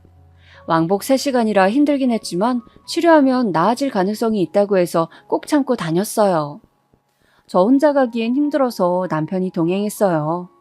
남편은 싫은 소리 하나 없이 당연하게 저를 따라다녔어요. 정말 고마운 마음이 들었죠. 그리고 아무래도 병에 걸리면 사람이 우울해져요. 그건 당연한 현상이라고 생각합니다. 그런데 남편은 제 옆에서 제가 힘들어할 때마다 지치지 말라며 응원해줬어요. 제가 암에 걸렸다는 소식은 역시나 마을 전체에 순식간에 퍼졌습니다. 다들 제가 지나가면 한마디씩 하더라고요. 초기에 발견해서 다행이네. 금방 나을 수 있어. 걱정하지 마. 어쩌다 걸린 거래요? 많이 아픈가요? 우리 집사람도 암에 걸렸었는데 치료하니까 낫더라. 너무 상심하지 마. 식당에 들어가거나 세탁소에만 가도 저에게 암에 대해 말을 하더라고요. 처음엔 응원해 주시는 것이 좋았지만 나중엔 제 한몸 추스르기도 힘든데 부담스럽더라고요. 물론 치료하면 요즘은 완치가 된다지만 그 과정이 너무 고통스러워요. 그래도 채원이가 엄마 아프지 말라고 저를 볼 때마다 얘기하고 힘들어해서 채원이를 보고 견딜 수 있었어요. 엄마, 많이 아프면 말해. 엄마, 나는 나중에 의사가 될 거야. 그래서 엄마가 그때까지 낫지 않으면 내가 고쳐줄 거야. 정말 내 딸이지만 너무 사랑스러워요. 제가 치료를 받으러 대학병원에 가면 남편은 치킨집 자체를 닫았어요. 일하는 직원도 있어서 열어도 되는데 굳이 문을 닫고 저한테만 신경 써주니까 저는 얼마나 고마웠는지 몰라요. 그런데 어느 날 친정엄마가 저를 조용히 집으로 불렀어요. 엄마 왜 그래요? 무슨 일 있어? 세정아, 놀라지 말고 잘 들어. 너희 남편 바람났어. 저는 이게 무슨 소리인가 싶었습니다. 그게 무슨 소리야, 엄마? 제대로 말해봐. 이게 뭐? 내가 너 항암 치료도 받고 있고 혹시나 충격받아서 더 안 좋게 될까봐 말 안 하려고 했는데 그러기엔 내가 너무 사이가 괘씸해. 나중에 알게 되면 너를 속이게 된 거라 지금 말하는 게 나을 것 같아. 엄마, 침착하게 상황을 다 말해봐. 무슨 소리냐고. 채원이가 말해줬어. 너희 남편 그 분식집 사장 지연이랑 바람났어. 저는 너무 놀랐습니다. 그걸 채원이가 말해줬다는 게 너무 충격적이었어요. 채원이가? 채원이 그 어린 것이 얼마나 착한지 자기 엄마 아픈 거 알고 혼자 끙끙 앓다가 나한테 울면서 말하더라. 분식집 사장을 집으로 데려와서 둘이 무슨 얘기를 했길래 애가 나한테 찾아와서 말을 해. 엄마한테 다 듣고 나니 정리가 되었습니다. 그동안의 의심은 근거 없는 게 아니고 오히려 사실이었어요. 바람이라는 것을 알게 되니까 그동안의 행적이 다 떠오르더라고요. 지연이가 치킨집에 자주 간다는 사실은 저도 알고 있었지만 제가 그렇게 불편한 티를 내니까 몰래 만났던 거였어요. 제가 운영하던 보습학원은 시내와 조금 떨어져 있어서 저는 걔네가 어떻게 지냈는지 정말 잘 몰랐거든요. 아이들이 공부하러 오면 거기에만 신경을 써야 하니까 더욱이요. 나중에 동네 사람들한테 말을 들었더니 외지에서 온 사람들은 분식집과 치킨집이 부부가 동시에 운영하던 집인 줄 알았다고 하더라고요. 남들 눈에 그렇게 보일 정도면 어느 정도로 붙어 있었는지 아시겠죠? 제가 아프기 전부터 그랬는데 아프고 나서 학원을 접고 나서는 더 심해졌다고 하더라고요. 여긴 워낙 좁아서 다들 아는 사이라고 했잖아요. 가끔 오지랖 넓은 어른들이 지연이에게 유부남이니까 조심하라 하면 지연이가 그렇게 대답했대요. 무슨 상관이세요? 그걸 심지어 아이들도 이상하다고 여겼나 봐요. 지연이 딸인 지수가 채원이에게 우리 엄마랑 너희 아빠 결혼해? 그럼 너희 엄마는 어떡해? 이런 말도 했다고 하더라고요. 아이들이 혼란스러울 정도로 붙어 다녔다는 것을 알자 정말 배신감에 온몸이 부들부들 떨렸어요. 가장 충격적인 것은 채원이가 있는 집에 지연이가 왔었나 봐요. 채원이 안녕. 이모가 잠깐 반찬 주러 왔어. 채원이는 그때 마침 태권도 도장에 가야 해서 인사하고 나왔었다고 해요. 그러다 깜빡하고 못 챙긴 게 있어서 다시 집에 들어갔는데 방에서 지연이와 남편이 대화하고 있었던 거죠. 그런데 대화 내용이 정말 충격적이었어요. 보험금 타면 네 차부터 바꿔줄게. 얼마 남지 않은 것 같지? 기다려봐. 정말? 자기야, 나 기대된다. 지금부터 차 고르고 있을래. 가방도 사줄 거지? 당연하지. 원하는 가방 있으면 미리 백화점 가서 골라. 저렇게 방에서 떠들던 소리를 채원이가 방 앞에서 다 들었다고 하더라고요. 채원이는 듣고 혼자 태권도도 가지 않고 길가에서 울었다고 해요. 10살이라서 아예 아무것도 모르는 나이는 아니거든요. 그래서 처음엔 혼자만 알고 있으려고 하다가 외할머니, 그러니까 우리 친정엄마한테 가서 말한 거라고 했어요. 저는 정말 그걸 다른 사람도 아니고 우리 딸이 들었다고 생각하니까 억장이 무너졌어요. 남편과 지연이에 대한 배신감은 말로 이룰 수가 없었어요. 정말 지연이가 괘씸했던 것은 제가 중간에 불편한 티를 내면 장난이라고 저를 긁었잖아요. 그래놓고선 뒤에선 남편하고 제 얘기를 했을 거라는 것을 떠올리니까 너무 충격이었어요. 쟤들은 저를 얼마나 바보처럼 알았겠어요. 그리고 남편에 대한 배신감은 정말 제 인생 자체를 부정당하는 느낌이었습니다. 남편과 저는 소꿉친구였잖아요. 기억도 잘 안 나는 아주 어린 시절부터 함께였어요. 미취학 아동 시절부터 학창 시절 내내 붙어 다녀서 그냥 남편은 제 전부였어요. 저는 남편만큼 저를 이해해주는 사람은 이 세상에 없다고 생각했습니다. 힘든 일이 있으면 남편에게 가장 먼저 말하고 기쁜 일이 있어도 남편에게 가장 먼저 전했어요. 그냥 당연히 제 인생의 한 부분을, 아니 어쩌면 모든 부분을 차지했다고 생각했는데 정말 너무 충격적이더라고요. 제 앞에선 제가 암에 걸렸다니까 손을 부여잡고 울고 또 언제는 밥을 먹다가 혼자 우는 거예요. 제가 너무 당황해서 여보 갑자기 왜 우는 거냐고 물어보니까 남편이 울면서 말했었어요. 이런 평범한 일상이 나중에 가면 그리워질까 봐 그게 무서워. 나는 여보랑 채원이랑 이렇게 평생 행복하게 도란도란 살고 싶었는데. 같이 밥을 먹다 저러니까 저도 너무 당황했지만 말이 너무 슬퍼서 그 말을 듣고 같이 울었어요. 채원이도 당연히 울었고요. 그렇게 셋이 밥을 먹다 울기도 했었는데 그게 다 가식이라는 거잖아요. 배신도 이런 배신이 있을까요? 저는 엄마한테 내 남편이 바람났다는 사실을 듣고 정말 멍했어요. 화를 낼 기운도 없고 그냥 이게 현실이 아니었으면 좋겠다는 생각만 들었어요. 그리고 제 눈으로 직접 확인해야 할 것 같았어요. 다른 사람도 아니고 제 남편이 저를 두고 바람을 피웠다는 사실이 정말 믿기지 않았어요. 물론 채원이가 말한 거니까 틀린 말은 아닐 것이고 저도 몇 번이나 이상하다고 생각했지만 그게 의심으로 남을 때랑 직접 확인하는 것은 완전히 다른 얘기잖아요. 그래서 바로 그 길로 남편 치킨집으로 갔습니다. 여보 무슨 일이야? 오늘 집에서 쉰다며? 저는 그런데 남편이 웃으면서 저를 보니까 눈물이 나오더라고요. 차마 확인받고 싶지 않았던 마음이 커서 그랬던 것 같아요.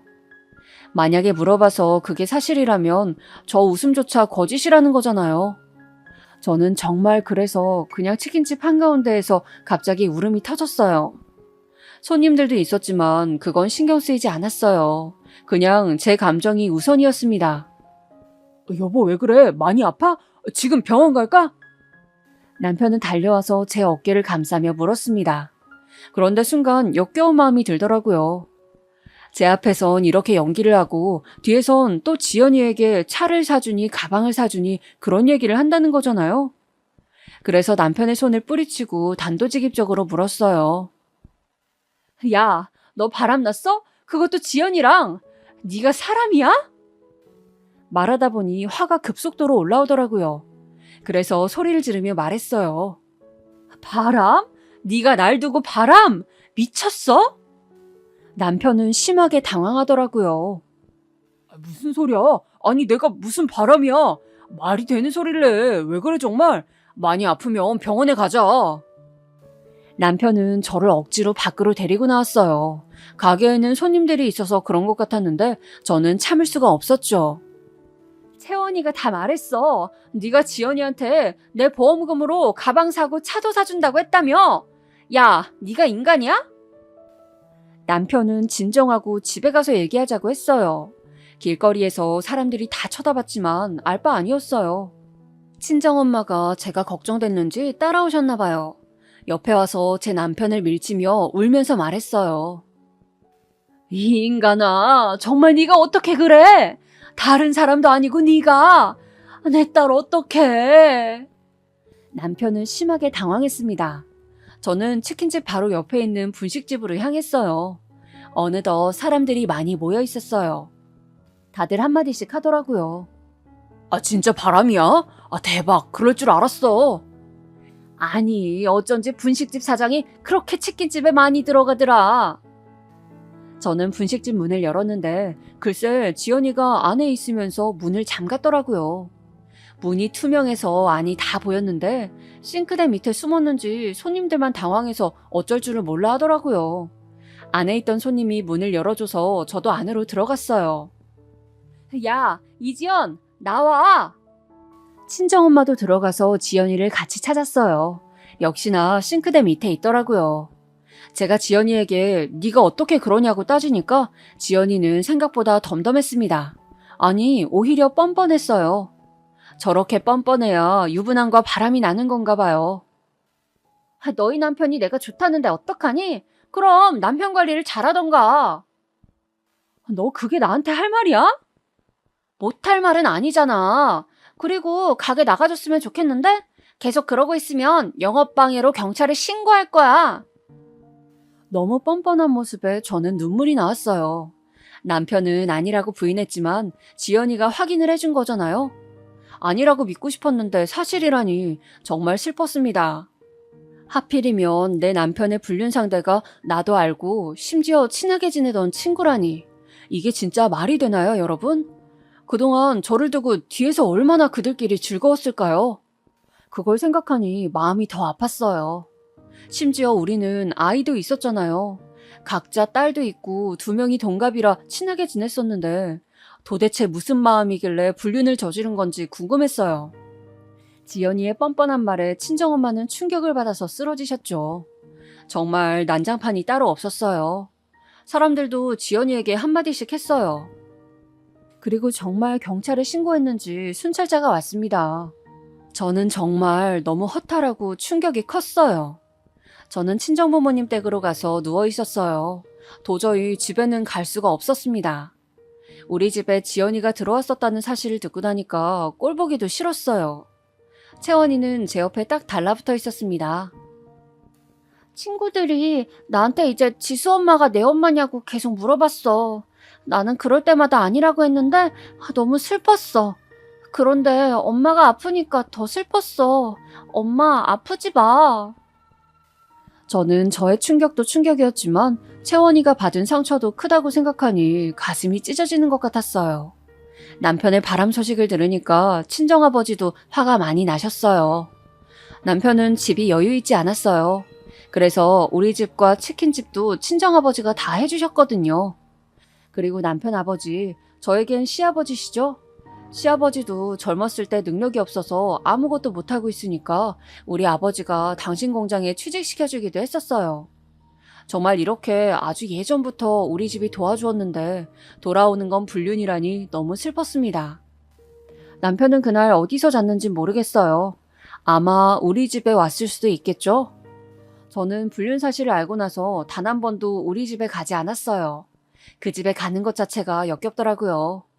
어차피 집은 저희 아버지가 해주신 거라 제 명의여서 그대로 부동산에 말했어요.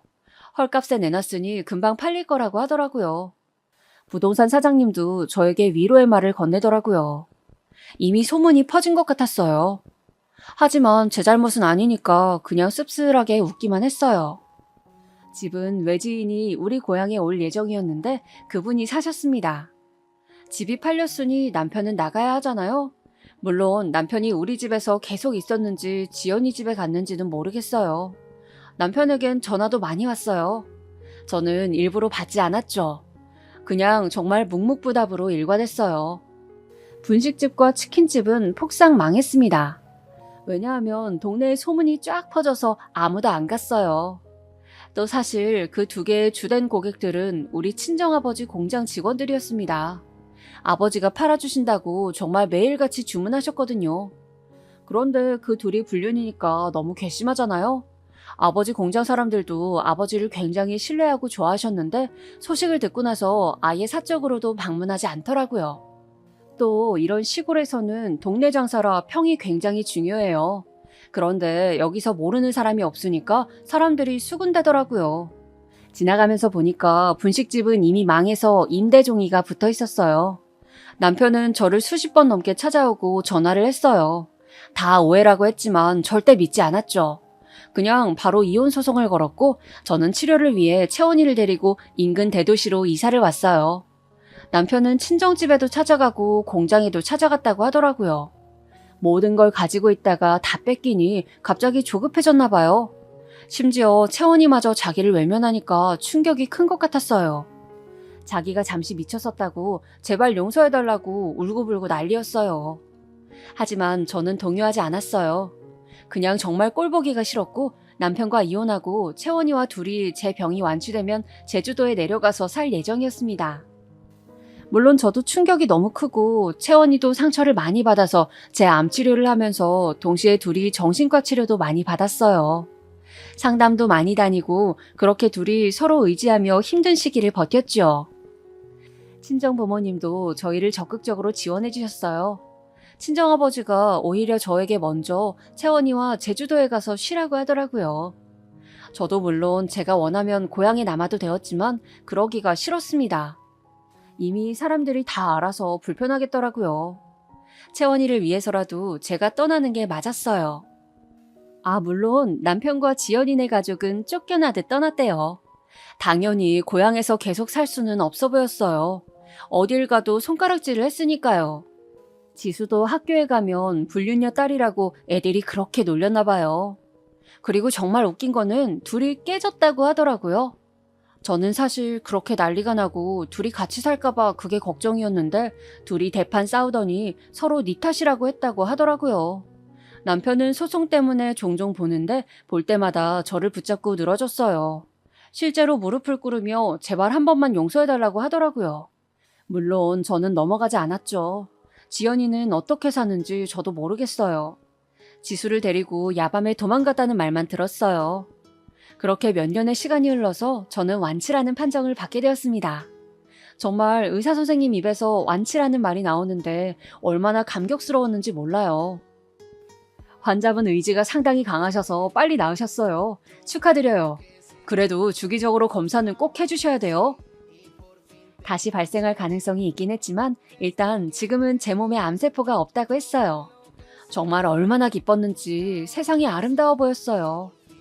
이제 정말 힘들었던 시간은 다 잊고 채원이와 제주도에 내려가서 살 예정입니다. 벌써 어디에서 살지 다 정해놨어요. 제 바람에 안 되니까 제주도에서 예쁜 바다도 보고 산도 많이 다니고 회복하는 데 집중하려고요. 채원이에게 걱정이 되어서 물어본 적이 있어요. 채원아, 아빠 보고 싶으면 말해. 나는 엄마만 있으면 돼. 이제는 정말 둘이 의지하며 잘 살아야겠다는 마음만 들어요. 친정부모님을 보러 고향에 가면 사실 아직 씁쓸한 마음이 들기는 해요. 그래도 제 잘못도 아니고 오히려 고향 사람들이 반갑게 맞아주셔서 좋더라고요. 채원이도 어린 시절을 고향에서 보내서 같이 가서 여기저기 다니는 것을 좋아했어요. 우리 고향이 진짜 노을이 예쁘거든요. 같이 노을을 보며 이런저런 얘기도 많이 하고 아주 행복합니다. 채원이와 저는 앞으로도 서로 재밌게 살자고 다짐했어요. 여기까지가 제 얘기입니다. 들어주셔서 감사합니다. 여러분들도 힘든 시기가 있어도 힘든 일 끝에는 좋은 일이 오고 나쁜 사람들은 결국 벌을 받는다는 것을 기억하시며 이겨내셨으면 좋겠어요. 다들 건강 유의하시고 건강하게 사셨으면 좋겠습니다. 감사합니다.